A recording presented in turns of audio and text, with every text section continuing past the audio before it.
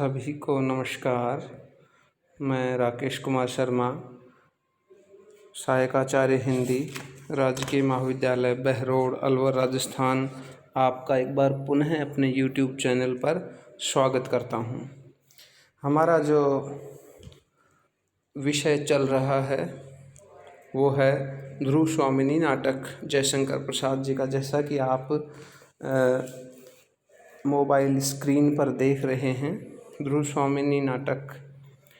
इस नाटक का आज हमारा व्याख्या का दूसरा भाग है, प्रथम अंक में ही। और आज हम अब आगे चर्चा शुरू करते हैं। तो पिछली चर्चा में यहाँ तक था कि ध्रुव स्वामिनी और जो खड्गधारिणी है उसके मध्य वार्तालाप हो रही है, और वह खड्गधारिणी बताती है कि जो चंद्रगुप्त है उसका जो संकट है वो वह रामगुप्त से कहकर ध्रुव स्वामिनी किस तरह से दूर कर सकती है। अब आगे देखिए, ध्रुव स्वामिनी, भला मैं क्या कर सकूंगी, मैं तो अपने ही प्राणों का मूल्य नहीं समझ पाती। मुझ पर राजा का कितना अनुग्रह है यह भी मैं आज तक नहीं जान सकी। मैंने तो कभी उनका मधुर संभाषण सुना ही नहीं, यानी उन्होंने आज तक मुझे प्यार से बोला नहीं, मीठे बोल तो मैंने उनके जुबान से सुने ही नहीं हैं। तो विलासिनियों के साथ मदिरा में उन्मत्त रहना उन्हें अपने आनंद से अवकाश ही कहाँ है कि वो अपने खुद के लिए ज़िंदगी जीते हैं। मेरे लिए उन्होंने कभी अपना जीवन नहीं जिया, इसलिए मुझे कभी उनके साथ उस आनंद की प्राप्ति हुई नहीं जो तुम समझ पा रही हो। इसके बाद खड्गधारिणी कहती है, तब तो अदृष्ट ही कुमार के जीवन का सहायक होगा। अदृष्ट वो ईश्वर, वो परमात्मा जो दिखाई नहीं देता, वही कुमार के जीवन का सहायक होगा। उन्होंने पिता का दिया हुआ स्वत्व और राज्य का अधिकार तो छोड़ ही दिया, इसके साथ अपनी एक अमूल्य निधि भी डैश डैश डैश कहते कहते सहसा रुक जाती है। और एकदम से जो अमूल्य निधि की, वो अमूल्य निधि क्या है, ये बात एकदम से ध्रुव स्वामिनी को एकदम से कौतूहल, आश्चर्य छोड़ जाती है। एकदम से ध्रुव स्वामिनी अब अपनी अमूल्य निधि वह क्या है, वह खड्गधारिणी, वह अत्यंत गुप्त है देवी, किंतु मैं प्राणों की भीख मांगती हुई कह सकूंगी कि वो बहुत गुप्त और गहरी चीज़ है। लेकिन यदि आप किसी से ना कहें तो मैं आपसे उस चीज़ को कह सकती हूँ, लेकिन मेरे प्राणों की जो भीख है वो आपको देनी पड़ेगी कि मुझे कोई मेरे जीवन पर कोई संकट ना आए। ध्रुव स्वामिनी, कुछ सोचकर तो जाने दो, छिपी हुई बातों से मैं घबरा उठी हूँ। ध्रुव स्वामिनी इस चीज़ को एकदम से मना कर देती है कि रहने दो, क्योंकि पता नहीं मैं तुम्हें प्राणों की जो भीख है वो दे पाऊँगी या नहीं दे पाऊँगी, क्योंकि मेरा अस्तित्व इतना, मेरा वो जो वजूद है वो इतना प्रबल नहीं है। इसलिए वो कहती है कि जाने दो, छिपी हुई बातों से मैं घबरा उठी हूँ। हाँ, मैंने उन्हें देखा था, वह निरभ्र प्राची की बाल अरुण राज चक्र सबको पीसता है। पीसने दो हम निस्सहायों को और दुर्बलों को पीसने दो। कि वो जो राजतंत्र में होता है कि जो जितना सही होगा, जो जितना सत्य बोलेगा उसी पर ज़्यादा कष्ट आएगा। तो इस कष्ट में उसे भी दबने दो, पिसने दो, और वो पिस पिस कर ही एक दिन सोना बनकर निखरेगा। खड्गधारिणी देवी, वह वल्लरी, वह बेल जो झरने के समीप पहाड़ी पर चढ़ गई है, उसकी नन्ही नन्ही पत्तियों को ध्यान से देखने पर आप समझ जाएंगी कि वह काई की जाति की है। प्राणों की क्षमता बढ़ा लेने पर वही काई जो फिसलन बनकर गिरा करती थी, अब दूसरों के ऊपर चढ़ने का अवलंब बन गई है, सहारा बन गई है। यानी जो खड्गधारिणी है वो अपने शब्दों के माध्यम से बता रही है कि जो काई पहले फिसलन के कारण लोगों के प्राणों का हरण करती थी, वही उस फिसलन पर एक वल्लरी, एक बेल है, वो चढ़ गई है और धीरे धीरे धीरे उसने उस पर इतना ज़्यादा नियंत्रण कर लिया है कि अब वह उसकी फिसलन की बजाय दूसरों के उसके ऊपर चढ़ने का अवलंब सहारा बन गई है वो। इसलिए आप भी इस तरह से बनिए और महाराज से कहकर चंद्रगुप्त जो कुमार हैं उनका संकट दूर कीजिए। ध्रुव स्वामिनी आकाश की ओर देखकर, वह बहुत दूर की बात है, आह कितनी कठोरता है। ध्रुव स्वामिनी अपने आप को टूटा हुआ, निराश महसूस करती है। उसे हर बात में ऐसा लगता है कि वो कोई भी ऐसा पल नहीं है जो उसकी पकड़ में हो, इसलिए वो हर वक्त निराशा भरे शब्दों का इस्तेमाल करती है। मनुष्य के हृदय में देवता को हटाकर राक्षस कहाँ से घुस आता है, वो सोचती है। काश कि मनुष्य के हृदय में देवता ही रहता, यानी उसमें मूल्य होते जिसमें ममता, दया, करुणा आदि होते हैं, लेकिन राक्षस कहाँ से घुस आता है जो निष्ठुर होता है।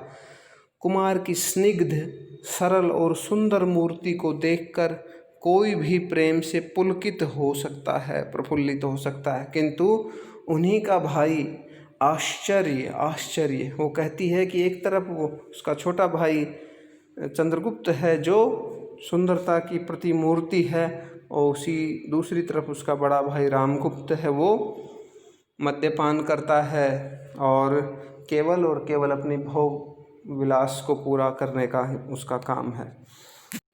तो ध्रुव स्वामिनी द्वारा कही गई जो बातें हैं वो अब खड्गधारिणी को भी समझ आ रही हैं। खड्गधारिणी, कुमार को इतने में ही संतोष होगा कि उन्हें कोई विश्वास पूर्वक स्मरण कर लेता है, कि आप उन्हें बहुत ही विश्वास से याद कर लेती हैं, तो चंद्रगुप्त इसी में अपने आप को बहुत खुश महसूस करेगा।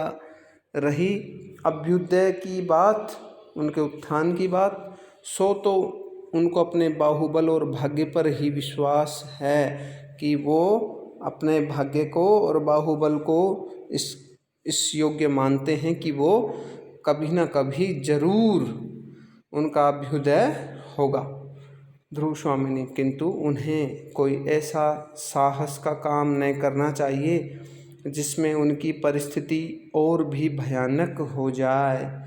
वो कहना चाहती है कि इस तरह का कोई साहस का कार्य कर दिया जिससे कि उनकी जो संकटपूर्ण स्थिति है वो और भी ज़्यादा खतरनाक हो जाए। खड्गधारिणी खड़ी हो जाती है। अच्छा, तो अब तू जा और अपने मौन संकेत से किसी दासी को भेज दे, मैं अभी यहाँ बैठना चाहती हूँ। खड्गधारिणी नमस्कार करके जाती है और एक और दासी का प्रवेश। देखिए, जो ये संकेत हैं, खड्गधारिणी का खड़ा होना, खड्गधारिणी का नमस्कार करना, दूसरी दासी का प्रवेश करना, इस तरह के जो रंग निर्देश, जो संकेत हैं, इनके माध्यम से प्रसाद जी ने यह जताने की कोशिश की है कि जो पाठक है, दर्शक है, जो श्रोता है, वो एक एक दृश्य को अपने आँखों के सामने देख सके, समझ सके उसको कि अब क्या होने वाला है। दासी हाथ जोड़कर, देवी सायंकाल हो चला है, वनस्पतियां शिथिल होने लगी हैं, देखिए न व्योम विहारी पक्षियों का झुंड भी अपने नीड़ों में प्रसन्न कोलाहल से लौट रहा है, क्या भीतर चलने की अभी इच्छा नहीं है? वो पूछती है दासी। ध्रुव स्वामिनी, चलूँगी क्यों नहीं, किंतु मेरा नीड कहाँ है? यह तो स्वर्ण पिंजर है। मेरा नीड यानी मेरा जो घोंसला है, मेरा जो रहने का स्थान है, मेरा घर कहाँ है? यह तो स्वर्ण पिंजर, ये तो सोने का पिंजड़ा है जिसमें मुझे कैद कर दिया गया है। इसलिए मेरा नीड नहीं है, मेरा घर नहीं है जहाँ पर प्रेम हो। इस तरह की बातें ध्रुव स्वामिनी जो कर रही है। करुण भाव से उठकर दासी के कंधे पर हाथ रखकर चलने को उद्धत होती है। नेपथ्य में कोलाहल, एकदम से पीछे से कोलाहल उमड़ता है। महादेवी कहाँ हैं, उन्हें कौन बुलाने गई हैं, ऐसे जो वाक्य सुनाई देते हैं। ध्रुव स्वामिनी: हैं यह उतावली कैसी। प्रतिहारी प्रवेश करके घबराहट के साथ बोलता है: भट्टारक इधर आए हैं क्या। प्रतिहारी पूछती है। ध्रुव स्वामिनी व्यंग से मुस्कुराती हुई: मेरे आंचल में तो छिपे नहीं हैं, देखो किसी कुंज में ढूंढो। वो व्यंग कर देती है प्रतिहारी पर कि मेरे पास 24 घंटे थोड़ी रहते हैं, मेरे पास तो बहुत कम आते हैं, इसलिए तुम क्यों मुझसे पूछने आई हो। प्रतिहारी संभ्रम से: अरे महादेवी क्षमा कीजिए, युद्ध संबंधी एक अत्यंत आवश्यक संवाद देने के लिए मैं महाराज की खोज करती हुई इधर आ गई हूँ, इसलिए बता दीजिए कि वो कहाँ हैं और मैं उनसे वो जो संवाद है वो कर सकूँ। ध्रुव स्वामिनी: होंगे यहीं कहीं, यहाँ तो है नहीं। उदास भाव से दासी के साथ ध्रुव स्वामिनी का प्रस्थान। दूसरी ओर से खड्गधारिणी का पुनः प्रवेश और कुंज में से अपनी उत्तरीय संभालता हुआ रामगुप्त निकलकर एक बार प्रतिहारी की ओर फिर खड्गधारिणी की ओर देखता है, अपना उत्तरीय संभालता हुआ, अपने वस्त्र संभालता हुआ। प्रतिहारी: जय हो देव, एक चिंताजनक समाचार निवेदन करने के लिए अमात्य ने मुझे भेजा है। रामगुप्त झुंझलाकर कहता है: चिंता करते करते देखता हूँ कि मुझे मर जाना पड़ेगा। इतनी चिंता क्यों करते हो सब लोग। ठहरो खड्गधारिणी से: हाँ जी, तुमने अपना काम तो अच्छा किया, किंतु मैं समझ न सका कि चंद्रगुप्त को वह अब भी प्यार करती है या नहीं है। यानी जो खड्गधारिणी है उसको ये जो वार्तालाप करने के लिए जो ध्रुव स्वामिनी है उसके पास भेजने वाला कौन है? खुद भट्टारक, खुद जो रामगुप्त है वो है। खड्गधारिणी प्रतिहारी की ओर देखकर चुप रह जाती है। रामगुप्त प्रतिहारी की ओर क्रोध से देखता हुआ: तुमसे मैंने कहने दिया कि अभी मुझे अवकाश नहीं है, ठहर कर आना। प्रतिहारी: राजाधिराज, शकों ने किसी पहाड़ी राह से उतरकर नीचे का गिरिपथ, पहाड़ का जो रास्ता है वो रोक लिया है। हम लोगों के शिविर का संबंध राजपथ से छूट गया है। शकों ने दोनों ही ओर से घेर लिया है हमें। जो प्रतिहारी है वो बताती है कि इस तरह की समस्या उत्पन्न हो गई है।